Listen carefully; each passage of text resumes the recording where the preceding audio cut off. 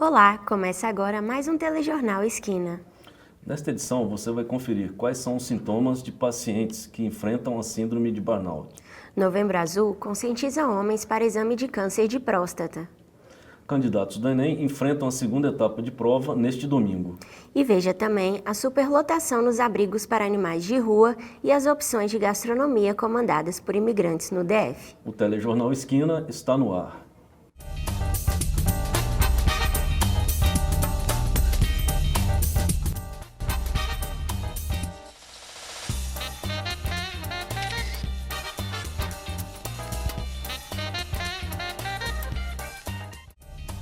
Alguns dos sintomas da síndrome de burnout são a depressão e o esgotamento físico. Confira se você sofre de alguns desses sinais e se previna com as informações de Catarina Angelini.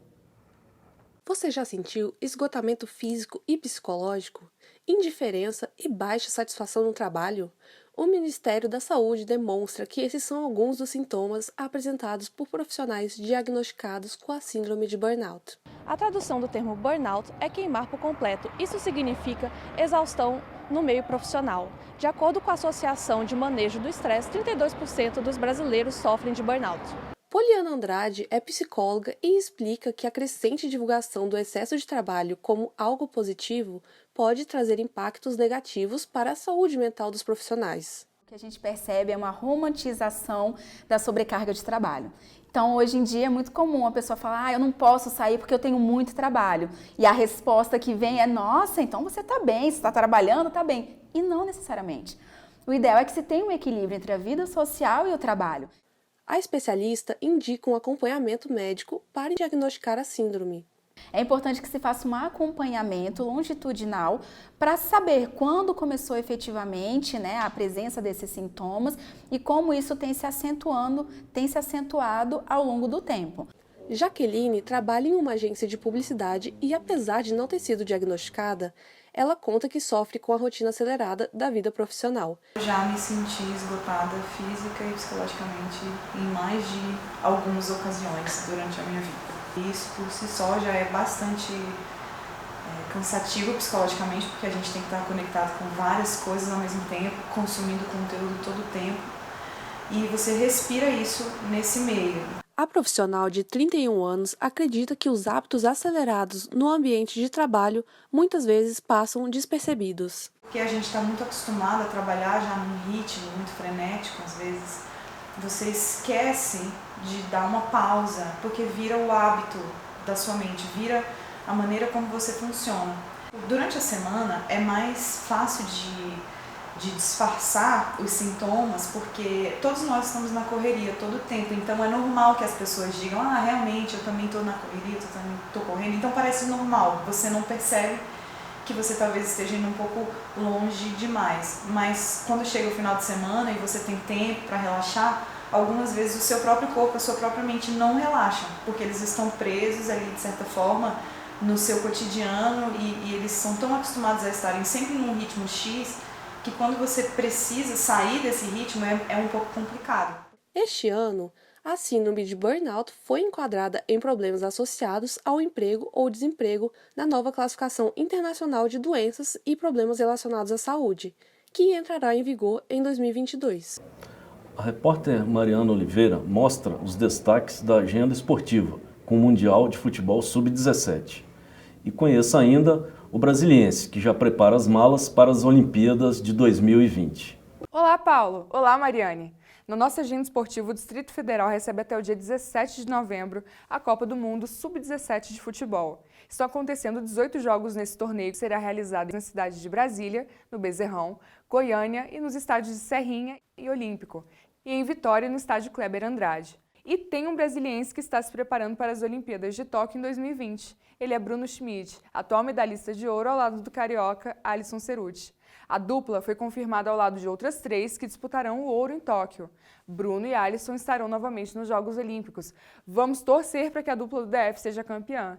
Eu fico por aqui com mais uma dica de esporte da semana. Até a próxima. Tchau, tchau. Começou a campanha do Novembro Azul. A cor é usada para lembrar a importância do combate ao câncer de próstata e dos homens fazerem sempre o exame para detectar cedo o problema. Isso aumenta as chances de cura. No próximo bloco, O abandono de animais se torna um problema em Brasília. Confira também a previsão do tempo para o fim de semana e as dicas para o Enem.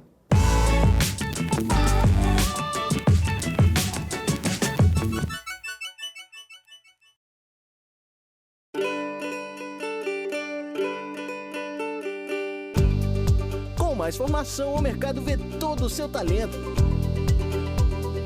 Faça uma pós-graduação que não deixa sua carreira pela metade. São várias áreas do conhecimento para você mostrar o seu talento por inteiro. Campi Asa Norte e Taguatinga. Pós-graduação Uniceub. Inscrições abertas. www.uniceub.br.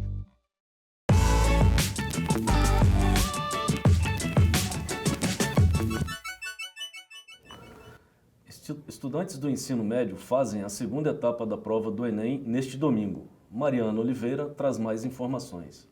A segunda etapa do Enem, o Exame Nacional do Ensino Médio, está marcada para este domingo, dia 10. Na primeira etapa, foram realizadas as provas de Ciências Humanas e Redação. Já neste final de semana, será a vez de Ciências Exatas, como Matemática. O resultado individual de cada candidato será divulgado numa data pré-estabelecida pelo MEC em janeiro de 2020. Confira agora como vai ficar o tempo em Brasília para este fim de semana com a repórter Catarina Angelini. Olá Mariane, olá a todos. A previsão do tempo para o mês de novembro é de pancada de chuva na parte da tarde com umidade máxima de 90% pela manhã e mínima de 45% à tarde. O volume de chuva se justifica pela frente fria que está passando pelo centro-oeste, por isso vai predominar o céu nublado. Para todo o mês de novembro a previsão é de 370 milímetros de chuva, por isso para a galera que vai fazer o Enem é importante se prevenir e levar um guarda-chuva na bolsa. Neste fim de semana, a data da aplicação do Enem, a previsão é de pancada de chuva e tempestades com máxima de 27 graus e mínima de 19.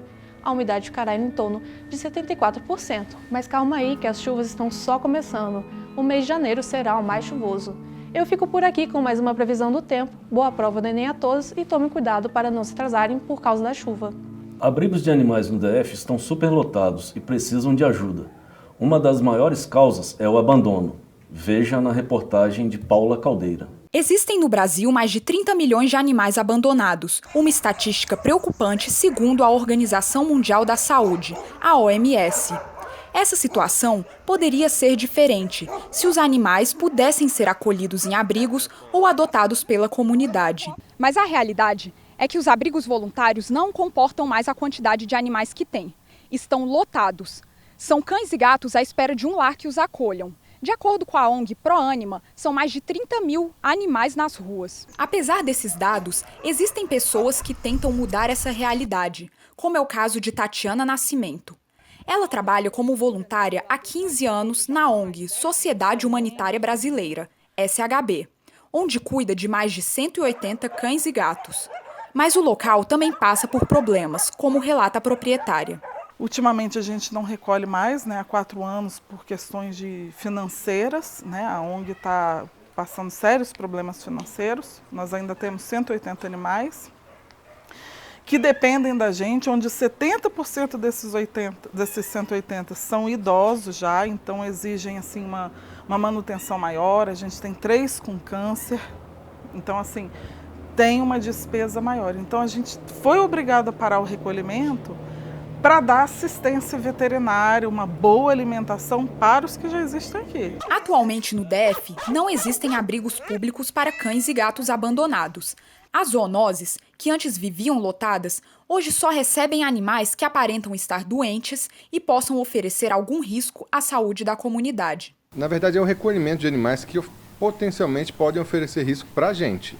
A partir do momento que é descartado qualquer tipo de risco de transmissão de zoonoses, esses animais são disponibilizados para adoção. Orcilene Arruda é proprietária do abrigo Flora e Fauna e relata que, por conta da superlotação, enfrenta dificuldades. Eu não dou conta de cuidar de todos, então está superlotado. Aquele número que está lá é o que eu dou conta e não vou falar que é muito bem, não cuido muito bem. Por isso que a gente vive procurando adoção, porque as pessoas pode cuidar, bem daquele animalzinho, sendo que só de um animalzinho ele pode cuidar muito bem do que eu cuidar de 700. A gente tenta dar tudo que a gente pode para eles, mas o que falta? O carinho, a atenção.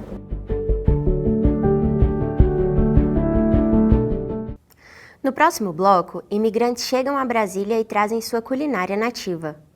Assista também à agenda cultural deste fim de ano.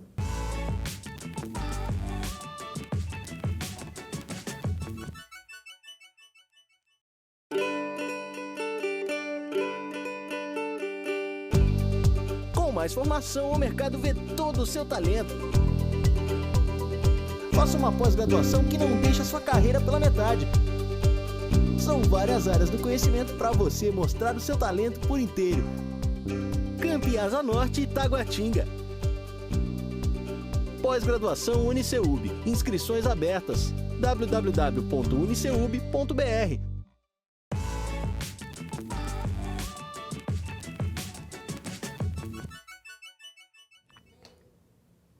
Confira agora os eventos culturais que acontecerão no DF em novembro com as repórteres Paula Caldeira e Patrícia Martins. Oi, Paulo. Oi, Mariane. Vamos deixar vocês por dentro dos maiores eventos que vão acontecer na capital neste mês.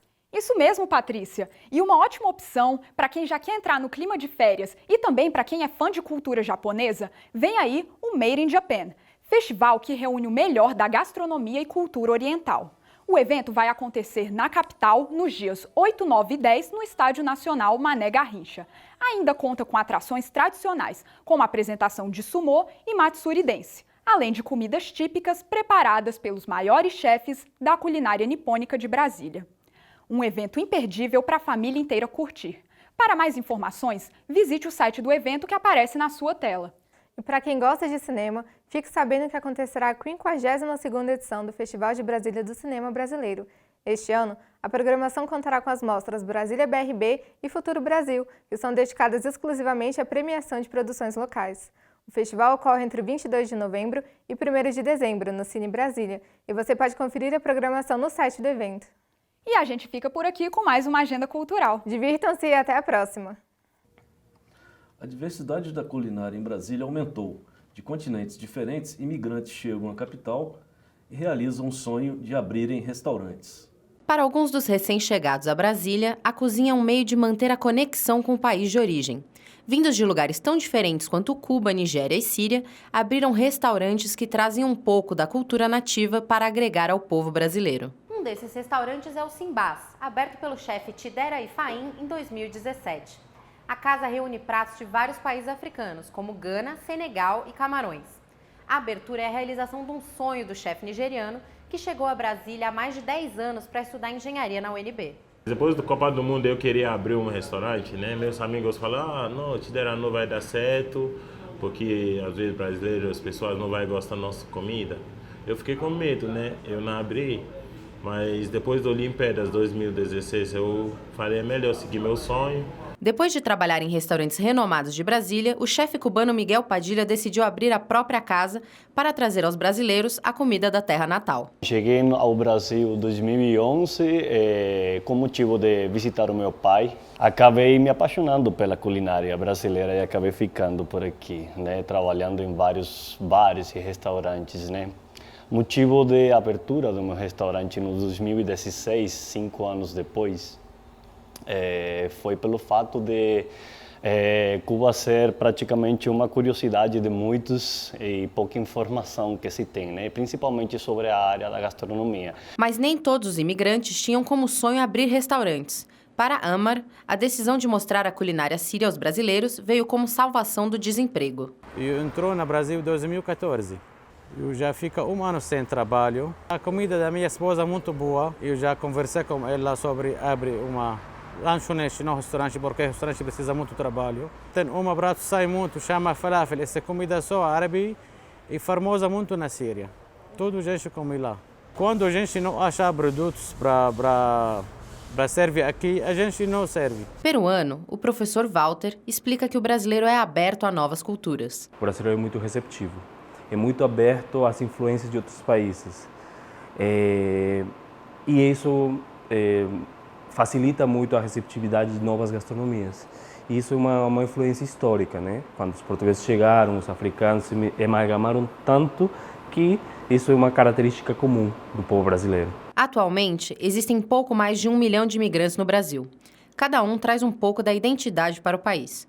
O O afeto dos brasileiros por comidas estrangeiras traz uma recepção mais calorosa aos imigrantes. O Telejornal Esquina fica por aqui. Leia mais na agência de notícias Uniceub, acessando o site que aparece na sua tela. Até logo! Até mais!